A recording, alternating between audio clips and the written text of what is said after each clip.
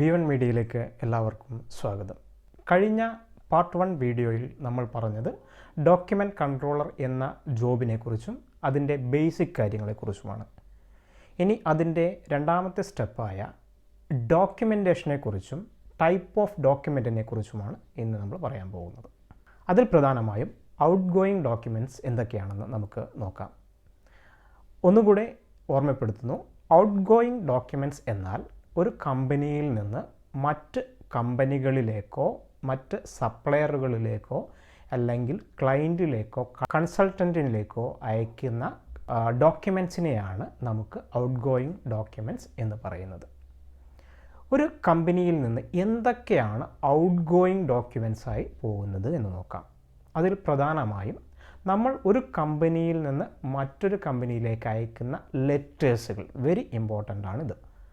നമുക്ക് അയക്കുന്ന കറസ്പോണ്ടൻസുകൾ, ഒരു കമ്പനി മറ്റൊരു കമ്പനിയിലേക്ക് അയക്കുന്ന ലെറ്റേഴ്സ്.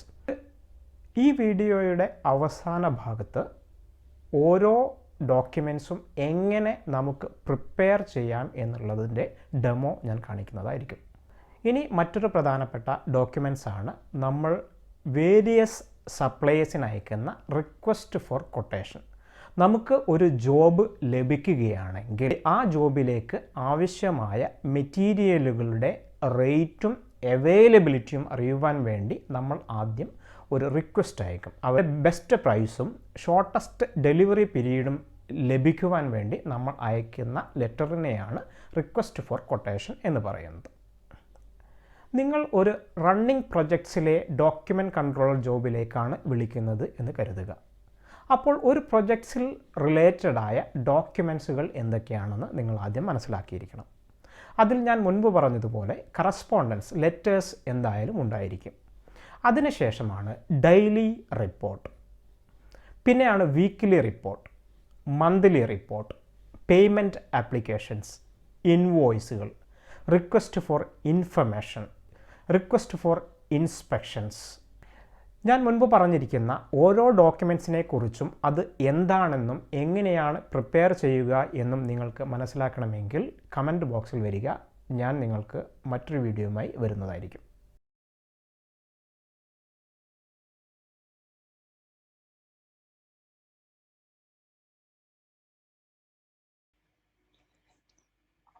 ഇവിടെ ആദ്യമായി നമുക്ക് ഒരു കൊട്ടേഷൻ എങ്ങനെ പ്രിപ്പയർ ചെയ്യുന്നു നോക്കാം.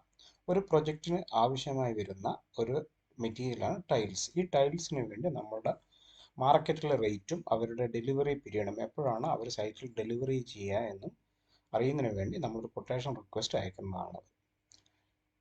ഈ വേർഡ് ഫോർമാറ്റിൽ നിങ്ങൾക്ക് കാണാം, ഏറ്റവും മുകളിലായിട്ട് ലെഫ്റ്റ് സൈഡിൽ നമ്മൾ ഡേറ്റ്, ഏത് ഡേറ്റിലാണോ നമ്മൾ അയക്കുന്നത് അത് വളരെ കൃത്യമായി രേഖപ്പെടുത്തിയിരിക്കണം. അതിനുശേഷം റഫറൻസ് നമ്പർ, ഈ റഫറൻസ് നമ്പറാണ് നമ്മൾ കൊട്ടേഷൻ കൊടുക്കേണ്ടിയിരിക്കുന്നത്. റഫറൻസ് നമ്പർ ABC എന്ന് പറയുന്നത് ഒരു കമ്പനിയുടെ ഒരു ഷോർട്ടസ്റ്റ് ഫോം, QTN കൊട്ടേഷൻ ആണ് 001. ഇനി നിങ്ങൾ അടുത്ത കൊട്ടേഷൻ എടുക്കുമ്പോൾ 002.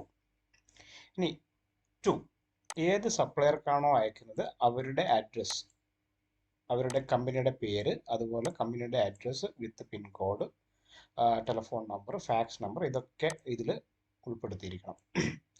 അതിനുശേഷം അറ്റൻഷൻ, ആർക്കാണോ ആ കമ്പനിയുടെ മാനേജർക്ക് അല്ലെങ്കിൽ സെയിൽസ് മാനേജർ അല്ലെങ്കിൽ അക്കൗണ്ട്സ് മാനേജർ ആർക്കാണോ ഇത് അയക്കുന്നത് അവരുടെ പേര് വളരെ കൃത്യമായി ഇവിടെ കൊടുത്തിരിക്കുക. പിന്നീട് വരുന്നത് ഏത് പ്രൊജക്റ്റിലേക്കാണോ ഈ കൊട്ടേഷൻ ആവശ്യമായി വരുന്നത് ആ പ്രൊജക്റ്റിൻ്റെ പേരാണ് സെക്കൻഡ് കൊടുത്തിരിക്കുന്നത്. അടുത്തതായി നോക്കുക സബ്ജക്റ്റ്, ഈ കൊട്ടേഷൻ്റെ കണ്ടന്റ് എന്താണ്, എന്തിനു വേണ്ടിയാണ് ഈ കൊട്ടേഷൻ നമ്മൾ അയക്കുന്നത് എന്ന്. അപ്പോൾ ഞാനിവിടെ കൊടുത്തിരിക്കുന്നത് quotation request for tile supply. നമ്മുടെ പ്രൊജക്റ്റിലേക്ക് ടൈല് ആവശ്യമുണ്ട്, അതിനുവേണ്ടി ആ സപ്ലയറോട് അതിൻ്റെ മാർക്കറ്റ് വിലയും എപ്പോഴാണ് ഡെലിവറി ചെയ്യാൻ പറ്റുന്നതും എന്നുള്ള ഒരു റിക്വസ്റ്റ് ഫോർ എൻക്വയറിയാണ് ഇത് കൊട്ടേഷൻ. അവരുടെ നിന്ന് വളരെ നല്ല ഒരു കോമ്പറ്റേറ്റീവ് പ്രൈസ്, വളരെ മാർക്കറ്റിൽ കിട്ടുന്ന ഏറ്റവും നല്ല പ്രൈസ് നമുക്ക് തരാൻ വേണ്ടിയിട്ടുള്ള ഒരു റിക്വസ്റ്റാണ് നമ്മൾ ഇപ്പോൾ അയക്കാൻ പോകുന്നത്. അതിന് content, with reference to the above mentioned project, we kindly request you to quote your best price and latest delivery period for the floor tile supply at the earliest as possible. അപ്പോൾ ഇത് just ഈ content ഇട്ടിരിക്കുകയാണ്. ഇത് നിങ്ങൾക്ക് ഓരോ മെറ്റീരിയലിനനുസരിച്ചിട്ടും നിങ്ങളുടെ ഭാവനയ്ക്കനുസരിച്ചിട്ടും ഇതിൽ പിന്നെ അവർക്ക് റിക്വസ്റ്റ് അയക്കാവുന്നതാണ്.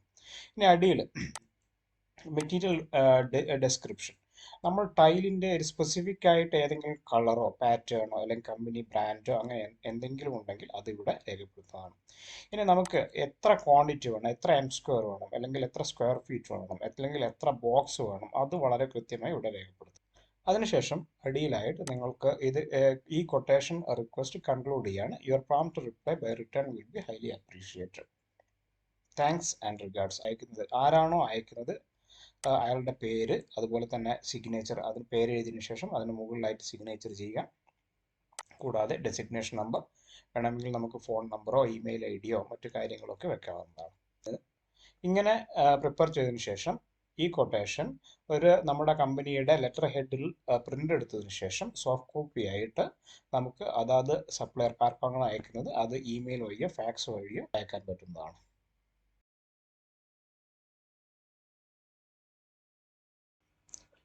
അടുത്തതായി നമുക്ക് ഒരു പ്രൊജക്റ്റിലെ ഡെയിലി പ്രോഗ്രസ് റിപ്പോർട്ട് അഥവാ ഡെയിലി റിപ്പോർട്ട് എങ്ങനെ പ്രിപ്പയർ ചെയ്തെന്ന് നോക്കാം. അതിനുള്ള ഒരു സാമ്പിളാണ് ഞാനിവിടെ കൊടുത്തിരിക്കുന്നത്. ഡെയിലി റിപ്പോർട്ട് പ്രിപ്പയർ ചെയ്യാൻ നമുക്ക് ഏറ്റവും എളുപ്പം എക്സൽ ആണ്.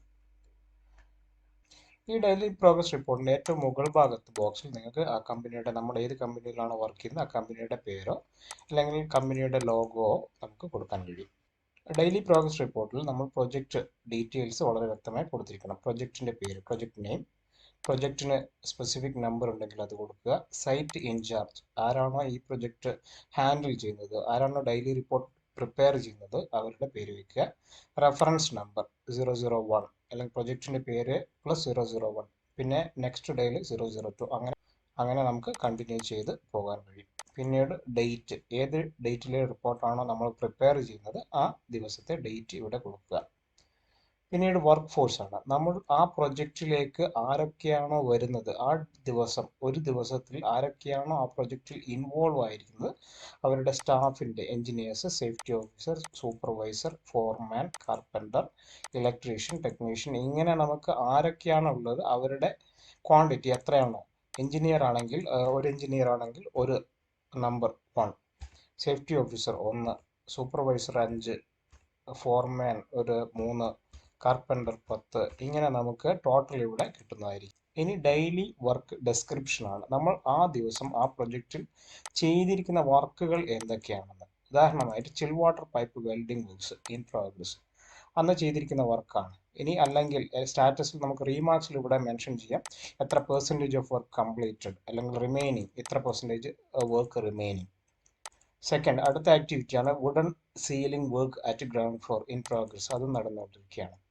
ഇനി നമുക്ക് ആ പ്രൊജക്റ്റുമായി ബന്ധപ്പെട്ട് എന്തെങ്കിലും ഡിലേ, ഈ പ്രൊജക്റ്റ് കംപ്ലീഷൻ ഡേറ്റിനെ ബാധിക്കുന്ന എന്തെങ്കിലും ഡിലേ ഉണ്ടെങ്കിൽ അത് ക്ലയൻറ്റിനെയോ കൺസൾട്ടൻറ്റിനെയോ അറിയിക്കുന്നതിന് വേണ്ടിയിട്ടാണ് ഈ ഒരു കോളം. ഇവിടെ നമുക്ക് എന്തെങ്കിലും തരത്തിലുള്ള ഡിലേ ഉണ്ടെങ്കിൽ അത് വളരെ വ്യക്തമാക്കി ഇവിടെ മെൻഷൻ ചെയ്യാം.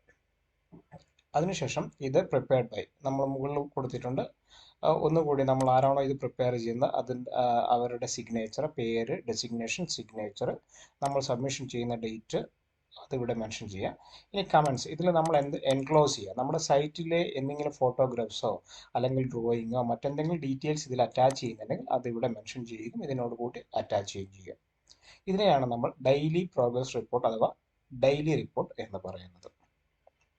ഡോക്യുമെൻറ്റ് കൺട്രോളർ എന്ന ജോബിനെക്കുറിച്ച് കൂടുതലായി അറിയുന്നതിന് വേണ്ടി അടുത്ത വീഡിയോയുമായി വീണ്ടും കാണുന്നതുവരെ ബവിത് ഫ്രം B1 മീഡിയ.